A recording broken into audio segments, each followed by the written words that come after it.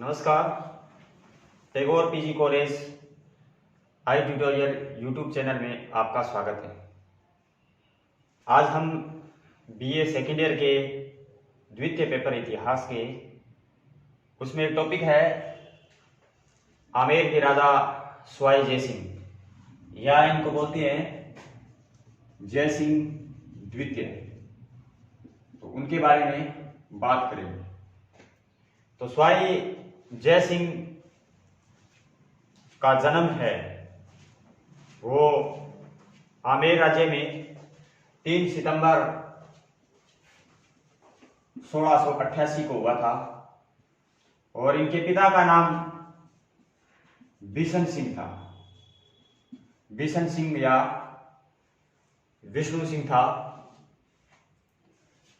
बाल्यावस्था से ही बड़े ही चतुर और जिज्ञासा प्रवृत्ति के जय सिंह इस समय भारत में मुगलों का शासन था और शक्तिशाली मुगल शासकों की बात करें तो उनमें अंतिम शक्तिशाली शासक औरंगजेब था। तो औरंगजेब का शासन है वो चल रहा था। औरंगजेब का शासन 1707 ईस्वी तक चला और राजा बिशन सिंह की मृत्यु 1699 में होती है। तो उस समय नया राजा है वो जय सिंह को बनाया गया। उससे पहले हम बात करें तो औरंगजेब जब स्वाई जय सिंह से मिला तो उस बालक की योग्यता को देखकर बड़ा प्रभावित हुआ। तो उसने इनका नाम विजय सिंह रख दिया और इनके भाई का नाम जय सिंह था। यानी जो नाम इनका विजय सिंह था और इनके भाई का जय सिंह था, तो उसके बाद उनके नाम उलट करके इनको जय सिंह कहा गया और उनके भाई को विजय सिंह कहा गया। जैसे ही मुगल सम्राट औरंगजेब की 1707 में मृत्यु होती है तो मृत्यु होने के बाद हम देखते हैं कि मुगलों में कोई उत्तराधिकार का नियम नहीं था। इस वजह से गृह युद्ध होना स्वाभाविक था। तो ऐसी स्थिति में राजगद्दी को प्राप्त करने के लिए गृह युद्ध छिड़ गया। मुअज्जम, आजम यानी औरंगजेब के 4 पुत्र थे, मुअज्जम, आजम, कामबख्श और अकबर। तो मुख्य रूप से जो उत्तराधिकार का युद्ध था इन दोनों के बीच लड़ा गया। 1707 में जाजाऊ का युद्ध हुआ और इस जाजाऊ के युद्ध से पहले की बात करें तो जितने भी शासकगण थे, राजा लोग थे, तो गृह युद्ध में वो भाग लिया करते थे शहजादों को जिताने के लिए, है ना, कि वो किसको पसंद करते हैं वो उसकी सहायता करते थे कि वो राजा बने। तो ऐसे में आमेर की बात करें तो आमेर के जय सिंह ने आजम का साथ दिया। लेकिन जब जाजाऊ का जो युद्ध हुआ उस युद्ध में मुअज्जम और आजम के जो बीच लड़ा गया उसमें मुअज्जम की जीत हुई और आजम हार गया। तो मुअज्जम आगे वाला मुगल सम्राट बन गया और वो किस नाम से बना? वो बना बहादुर शाह प्रथम के नाम से। किस नाम से? बहादुर शाह प्रथम के नाम से बना। तो यहां तो क्या था, जय सिंह बहादुर शाह के विरोधी थे, इसलिए क्या किया गया, बहादुर शाह ने जय सिंह के भाई विजय सिंह को आमेर सौंप दिया, और जय सिंह को और मारवाड़ के शासक अजीत सिंह, इनको क्या बनाया गया? सूबेदार बनाया गया। क्योंकि हम देखते हैं कि अजीत सिंह के पिता जसवंत सिंह की जमरूद में मृत्यु होती है, तो उसके बाद क्या होता है कि औरंगजेब उत्तराधिकार को स्वीकार नहीं करता है, क्योंकि जसवंत सिंह की मृत्यु के बाद इनका जन्म हुआ था, इसलिए जोधपुर को खालसा घोषित कर दिया जाता है। तो ये सूबेदार थे, तो जय सिंह और अजीत सिंह को सूबेदार बना दिया गया, और शासक किसको बना दिया गया? आमेर का विजय सिंह। अब सूबेदारी की तौर पर एक बार जय सिंह और अजीत सिंह दक्षिण जा रहे थे लड़ने के लिए, तो रास्ते में दोनों आपस में मिले, तो उन्होंने बात की कि एक दूसरे की दुख व्यथा सुनी, यद्यपि आपको भी राजा नहीं बनाया गया और मुझे भी राजा नहीं बनाया गया, तो इसके लिए हम क्या करें? तो इसलिए ये दोनों मिले और इन्होंने कहा कि हम चलते हैं किसके पास है? मेवाड़ के महाराणा के पास। और मेवाड़ के महाराणा इस समय कौन थे? अमर सिंह द्वितीय थे। मेवाड़ के महाराणा कौन थे? अमर सिंह द्वितीय थे। तो दोनों मिलकर के और किसके पास चले जाते हैं? अमर सिंह द्वितीय के पास चले जाते हैं कि हमें राजा बनाने में सहायता करो। तो जैसे गए तो अमर सिंह के साथ मिलकर के उन्होंने एक समझौता किया अमर सिंह से, और उस समझौते में उन्होंने क्या कहा?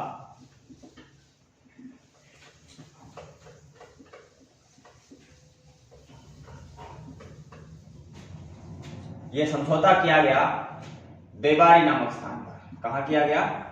देबारी नामक स्थान पर किया गया, इसीलिए इसे बोलते हैं देबारी समझौता। तो देबारी समझौते में जय सिंह कहां के? आमेर के, और अजीत सिंह कहां के हैं?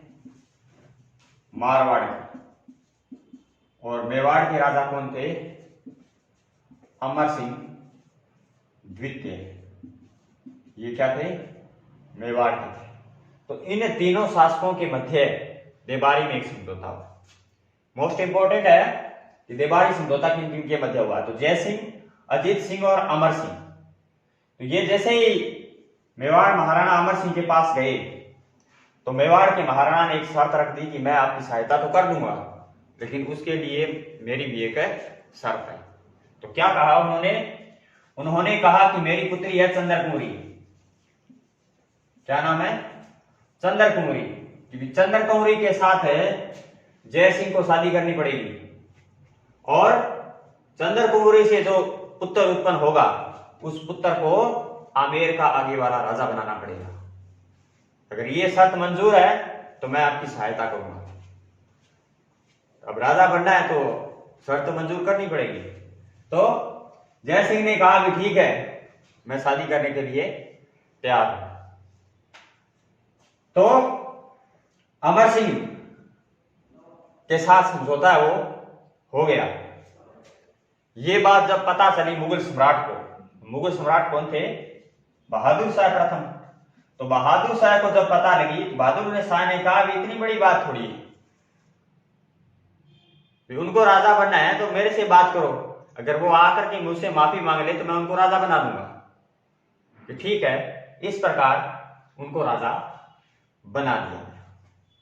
ठीक है, तो देबारी समझौते के बाद जय सिंह आमेर का शासक बन गया और अजीत सिंह मारवाड़ का राजा बन गया। तो अब क्या था? एक नया विवाद हो रहा है, और वो कैसे आ गया? इस विवाह के आधार पर। इस विवाह में जय सिंह ने चंद्र कुंवरी के साथ विवाह किया। दूसरा उसकी रानी थी मारवाड़ की, और मारवाड़ की रानी थी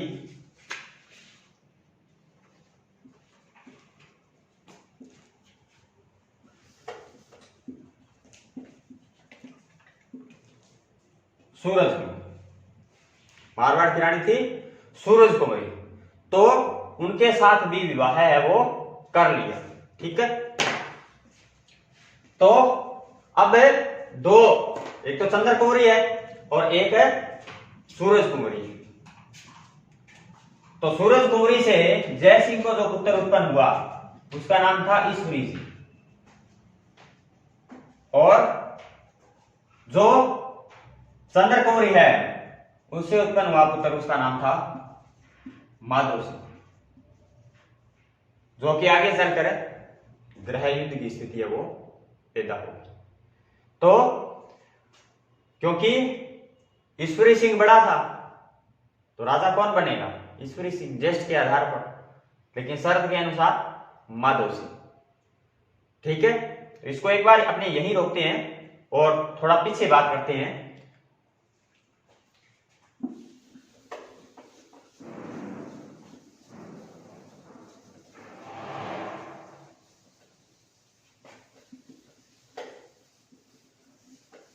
इसके बाद स्वाई जयसिंह ने राजस्थान की रियासतों में किस प्रकार से हस्तक्षेप करना प्रारंभ किया, क्योंकि उन्होंने मारवाड़ में भी हस्तक्षेप किया और सबसे बड़ा हस्तक्षेप बूंदी में किया। बूंदी स्वाई जयसिंह की बहन है अमर कुंवरी। जयसिंह की बहन है अमर कुंवरी। अमर कुंवरी की शादी की गई थी बूंदी के राजा बुद्ध सिंह के साथ। बूंदी के राजा बुद्ध सिंह के साथ, लेकिन बुद्ध सिंह निसंतान थे, कोई संतान नहीं थी, इसलिए आगे वाला उत्तराधिकारी है वो किसको बनाए? ये मुख्य प्रश्न खड़ा हो गया। तो जयसिंह ने कहा कि नरवर के जो सालिम सिंह है हाड़ा है, सालिम सिंह है हाड़ा, नरवर के सालिम सिंह है हाड़ा, तो उनके पुत्र दलेर सिंह को उत्तराधिकारी घोषित है वो कर दो। तो बुद्ध सिंह ने क्या कहा कि ठीक है, दलेर सिंह उत्तराधिकारी बना देंगे, लेकिन उसी समय अमर कुंवरी ने एक पुत्र को जन्म दिया, उसका नाम था उमेद सिंह। क्या नाम था? उमेद सिंह। तो बुद्ध सिंह कहता कि अब नहीं, दलेर सिंह को उत्तराधिकारी नहीं बनाना। क्यों नहीं बनाना? क्योंकि अब मुझे अपने पुत्र उमेद सिंह को उत्तराधिकारी बनाना है। लेकिन अब क्या हो चुका था, जयसिंह की पुत्री कृष्णा कुमारी का विवाह है किसके साथ हो चुका था? दलेर सिंह के साथ। तो स्वाई जयसिंह क्या चाहता है कि मेरा दामाद है वो आगे वाला शासक बने, लेकिन अमर कुंवरी क्या चाहती है कि मेरा पुत्र राजा बने। इसलिए दोनों भाई बहनों में कड़वाहट है वो पैदा हो गई।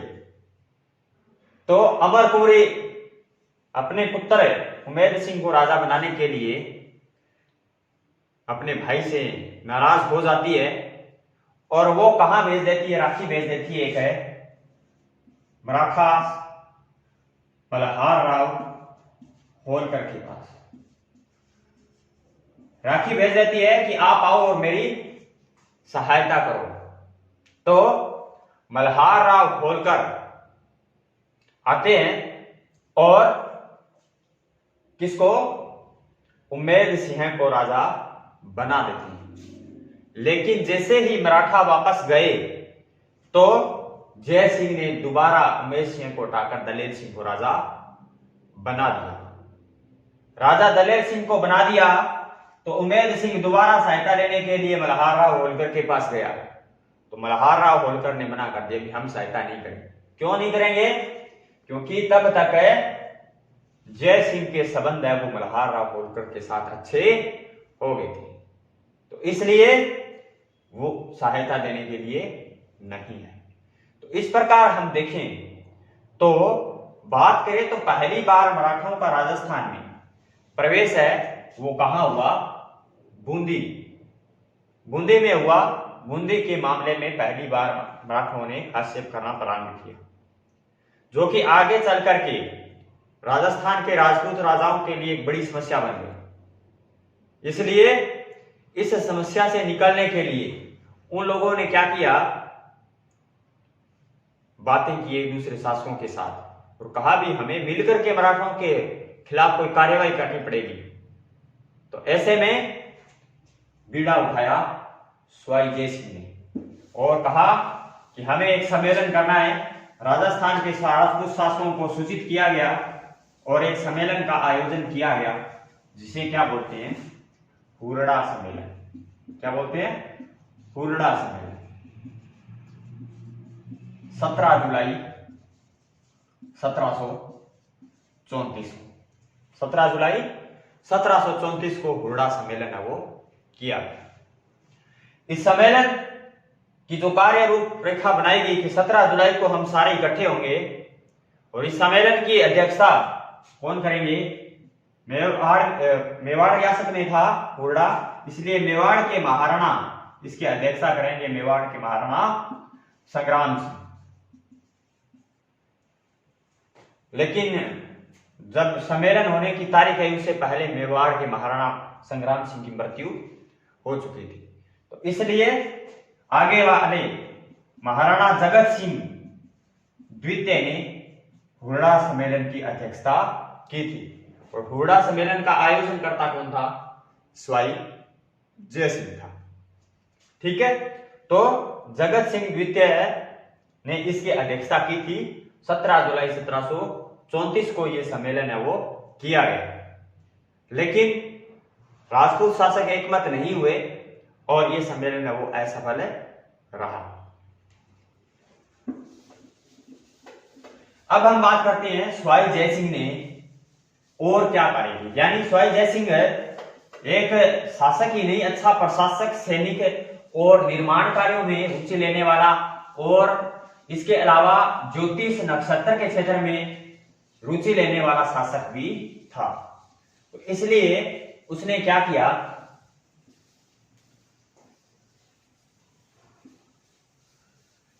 जयपुर नगर की स्थापना की। तो जयपुर नगर की स्थापना की। जयपुर का पुराना नाम था जयनगर। क्या नाम था? जयनगर। और उसने जयपुर नगर की स्थापना की और 18 नवंबर 1727 को पंडित जगन्नाथ सम्राट ने इसकी स्थापना कर दी। सम्राट क्यों कहा गया? क्योंकि सम्राट यज्ञ किया गया, उसके बाद उनका नाम है जगन्नाथ सम्राट है वो पड़ गया। तो 18 नवंबर 1727 को जयपुर नगर की स्थापना की सवाई जय सिंह ने, जिसे गुलाबी नगरी कहा जाता है। तो जयपुर नगर की स्थापना है वो सवाई जय सिंह ने कर दी और वहां पर अन्य निर्माण कार्य भी किए गए। जिस प्रकार हम देखते हैं कि जंतर मंतर का निर्माण करवाया गया। तो जो सवाई जय सिंह थे वो नक्षत्र विज्ञान में रुचि लेने वाले थे और नक्षत्र विज्ञान पर आधारित उन्होंने एक समय सारणी भी बनाई थी, है ना। एक सारणी बनाई और उस सारणी को नाम दिया गया जीज मोहम्मद शाही। क्या नाम दिया गया? जीज मोहम्मद शाही। तत्कालीन मुगल सम्राट थे मोहम्मद शाह, तो उनके नाम पर इसका नाम, समय जो सारणी बनाई थी नक्षत्र सारणी, उसका नाम जीज मोहम्मद शाही है वो रखा गया। इसके अलावा उन्होंने सम्राट यंत्र भी लगवाया। तो सम्राट यंत्र क्या था कि एक घड़ी थी जिसे समय के बारे में पता चलता था। तो सम्राट यंत्र से समय के बारे में पता चलता था। एक घड़ी थी जो कि विश्व की एक अच्छी और बड़ी घड़ी है वो मानी जाती है। इसके अलावा उन्होंने सौर वेधशालाओं का निर्माण भी करवाया था। इसका सौर वेधशालाओं का, ये 5 जगह सौर वेधशालाएं हैं वो लगवाई, जैसे दिल्ली, जयपुर, मथुरा, बनारस और उज्जैन। इन 5 जगहों पर सौर वेधशालाएं भी लगवाई, यानी जंतर मंतर स्थापित है वो करवाएगी। पहला दिल्ली में लगवाया गया 1724 में, दूसरा जयपुर में 1728 में लगवाया गया था। इनमें बड़ा जयपुर का है जंतर मंतर जो 1728 में लगवाया गया। तो कहां कहां सौर वेधशालाएं लगवाई? दिल्ली, जयपुर, मथुरा, बनारस और उज्जैन। तो यहां पर उन्होंने क्या किया कि सौर वेधशालाएं लगवाई थी। इसके अलावा जय सिंह कारिका भी लिखी गई थी। तो इस प्रकार हम देखते हैं समाज के सुधार भी, सामाजिक सुधार भी किए गए। तो इस प्रकार उन्होंने अपने समय में कई क्षेत्रों में विकास कार्य है वो करवाए थे। ठीक है, और अंत में 21 सितंबर 1743 को स्वाई जयसिंह की मृत्यु हुई। कब? 21 सितंबर 1743 को स्वाई जयसिंह की मृत्यु हो गई। तो ये कालखंड हम बात करें तो 1699 से लेकर के 1743 तक का काल है वो स्वाई जयसिंह का था।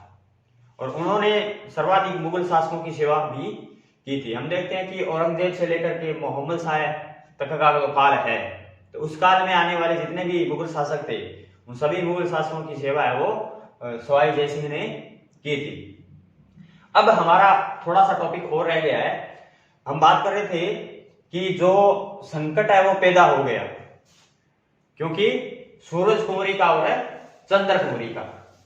तो सूरज कुंवरी और चंद्र कुंवरी का संकट है वो पैदा हो गया आगे आने वाले उत्तराधिकार के लिए। तो स्वाई जयसिंह की मृत्यु के बाद ईश्वरी सिंह ज्येष्ठ होने के नाते क्या किया गया, उसे शासक बना दिया गया। लेकिन जो रामपुरा की जागीर है वो मेवाड़ के महाराणा से उसे दिलवा दी गई, लेकिन वह संतुष्ट नहीं हुआ और उसने 1708 की संधि का हवाला दिया और कहा कि मुझे राजा बनना है। इस प्रकार ईश्वरी सिंह के साथ उसका संघर्ष है वो चला। जिस प्रकार हम देखते हैं कि 1747 में राजमहल टोंक का युद्ध हुआ और इस राजमहल टोंक के युद्ध में उसने क्या किया कि कोटा, बूंदी, मेवाड़, मराठा इन सेनाओं को अपने साथ मिलाकर के और माधव सिंह ने ईश्वरी सिंह पर आक्रमण कर दिया। तो ईश्वरी सिंह ये युद्ध लड़ा और इस युद्ध में ईश्वरी सिंह ने उन सभी की संयुक्त सेनाओं को परास्त कर दिया। राजमहल का युद्ध इधर तो है ईश्वरी सिंह और इधर है माधव सिंह। माधव सिंह को सहयोग कहां कहां की सेना दे रही है? कोटा,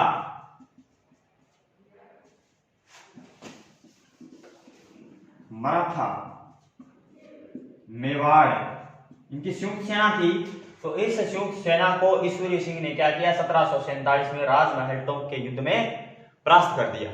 तो जैसे ही ये सारे परास्त हो गए, ईश्वरी सिंह की विजय हुई। तो ईश्वरी सिंह ने इस विजय के उपलक्ष्य में जयपुर के त्रिपोलिया बाजार में ईसर लाट का निर्माण करवाया।